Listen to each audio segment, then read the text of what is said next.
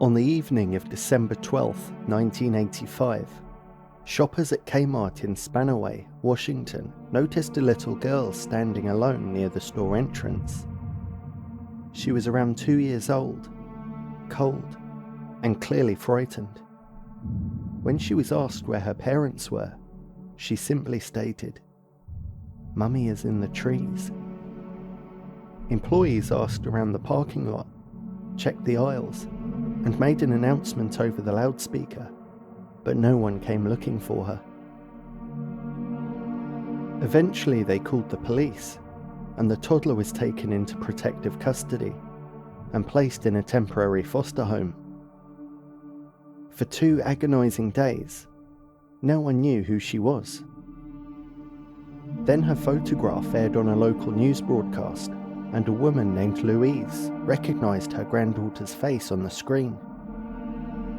The child's name was Crystal Louise Robertson. Her mother, 21-year-old Diana Robertson, and her boyfriend, 36-year-old Mike Reamer, were nowhere to be found. When Louise gently asked Crystal where her mother was, the toddler could only offer the same simple sentence, repeated in a flat, dazed voice. "Mummy is in the trees." Investigators would later say Crystal was probably too young to explain any more than that, but the phrase stuck. Eerie, cryptic, and impossible to shake.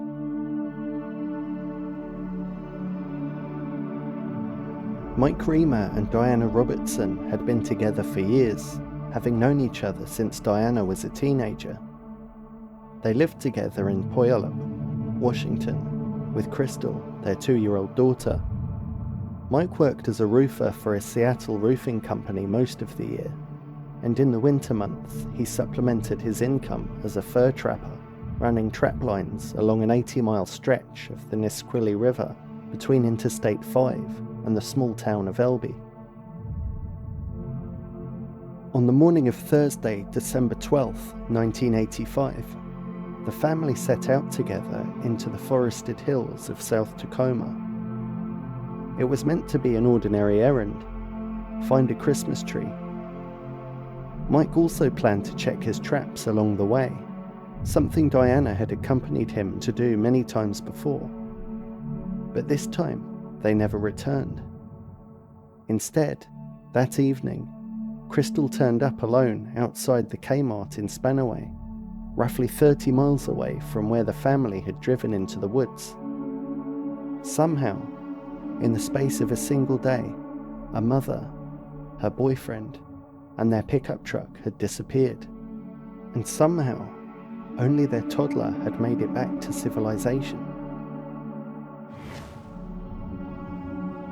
After Crystal was identified, an extensive search operation got underway. Mike's closest friends took to the ground and the air, scouring the trapping routes he knew best. His best friend, Steve Tew, spent hours flying over the Nisqually River corridor, looking for any sign of the couple's red 1982 Plymouth pickup truck. Mike's father, Lloyd Reamer, a former state game warden who had taught his son everything he knew about the backcountry, put up a $1,000 reward and combed the woods near Fort Lewis and Tule Lake nearly every day. Despite the effort, nothing turned up. No truck, no campsite, no sign of Diana or Mike. The couple had effectively evaporated into a landscape Mike knew intimately, which, to some observers, felt pretty off in itself. If anyone could disappear into these woods deliberately and not be found, friends said, it would be Mike. As days stretched into weeks, and then months, a disturbing question began to take shape in the minds of the investigators and the public alike. Had something happened to this couple out in the trees? Or even more disturbing, had Mike Reamer done something unspeakable? The suspicion deepened once reporters began digging into the couple's history.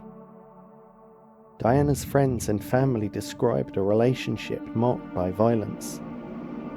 According to those close to her, she had been beaten by Mike on multiple occasions, and at least 2 domestic disturbance complaints between the couple had been filed with police over the years.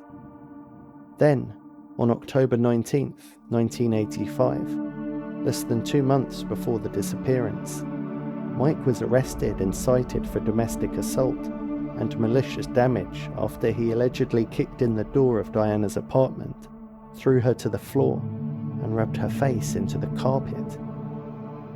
In the weeks that followed, Diana reportedly secured a court order intended to keep Mike away from her.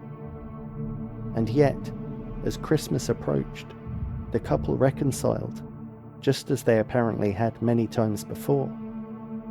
According to her mother, Diana had confided that Mike once threatened to kill her, and had told her that he would get away with it.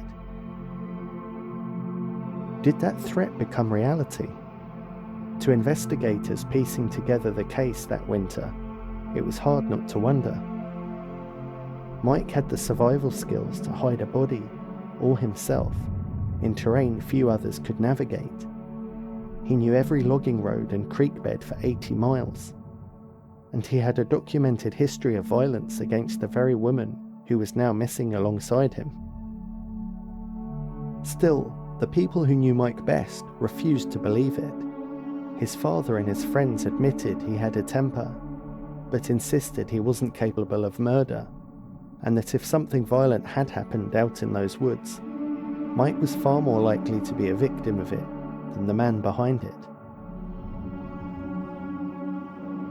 The case remained frozen, both literally and figuratively, until February 18th, 1986, more than 2 months after the couple vanished. A man walking his dog along a logging road off State Route 7 spotted something in the snow. Upon closer inspection, it was the body of Diana Robertson, half buried beneath 6 inches of fresh snowfall. Bloodhounds were brought in, but the weather hampered the search for further evidence. An autopsy revealed that Diana had actually been stabbed 17 times, and a tube sock had been tied tightly around her neck. Nearby, investigators found Mike's red pickup truck, abandoned on the same remote road. Of Mike himself, there was still no sign at all. Inside the truck, police discovered a note written on a manila envelope and left on the dashboard. It read, "I love you, Diana." Diana's mother believed the handwriting belonged to Mike, but analysis at the FBI was unable to confirm it. Bloodstains were also found on the front seat of the truck. Testing confirmed the blood was human, but investigators could not determine the blood type and could draw no further conclusions from it due to degradation. To many following the case, the discovery only deepened the mystery rather than resolving it. Was the note a final declaration of love, written before Mike fled the scene of his own crime? Or was it something else, a message left behind by a man who never got the chance to give it to her? Circumstantial as it was, the evidence was enough for police to issue a warrant for Mike's arrest in connection with Diana's murder. But there was a problem no warrant could solve. Authorities had no way of knowing whether the man they were looking for was even alive. While detectives worked on the Robertson case, they couldn't ignore its unsettling resemblance to another unsolved crime from earlier that same year, one that had happened in the very same stretch of forest. On August 10th, 1985, 27-year-old Stephen Harkins and his girlfriend, 42-year-old Ruth Cooper, drove from their home in Tacoma to Tule Lake in Pierce County for a weekend camping trip. When the couple failed to return to their jobs at a vocational school that Monday, their families reported them missing. 4 days later, hikers discovered Harkins' body still zipped inside his sleeping bag at their campsite. He had been shot once in the head and the couple's dog was found shot dead nearby. Ruth Cooper wasn't found until months later. In late October 1985, her skull turned up in a woodland area roughly 1.5 miles from where Harkins had been killed. Her remains and a purse were recovered nearby 2 days after that. Like Diana Robertson would be months later, Ruth Cooper had been found with a tube sock tied around her neck. When investigators compared the two ligatures, they realised the socks had been tied using the exact same distinctive knot.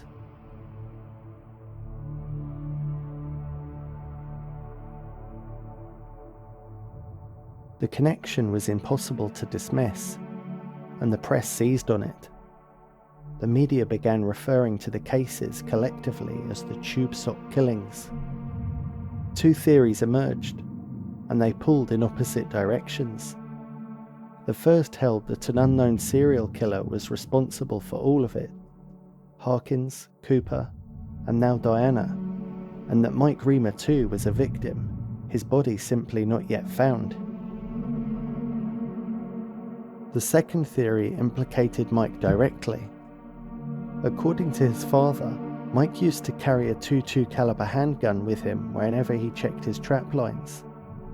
Stephen Harkins, notably, had been killed with a .22 caliber weapon.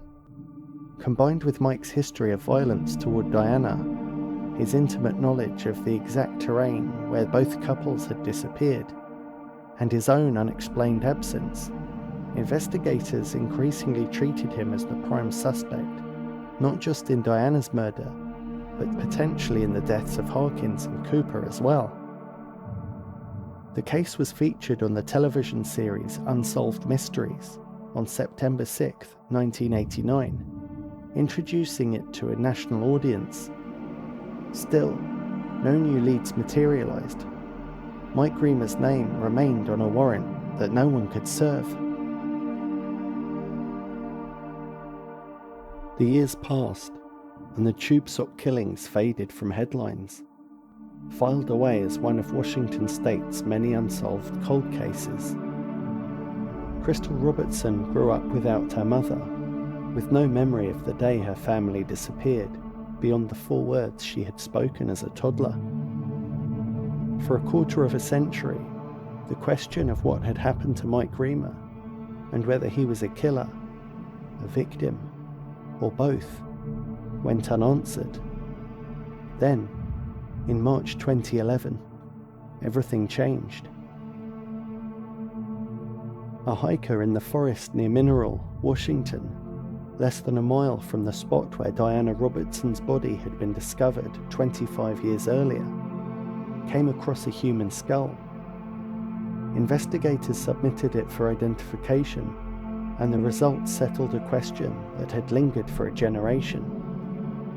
The skull belonged to Mike Reamer.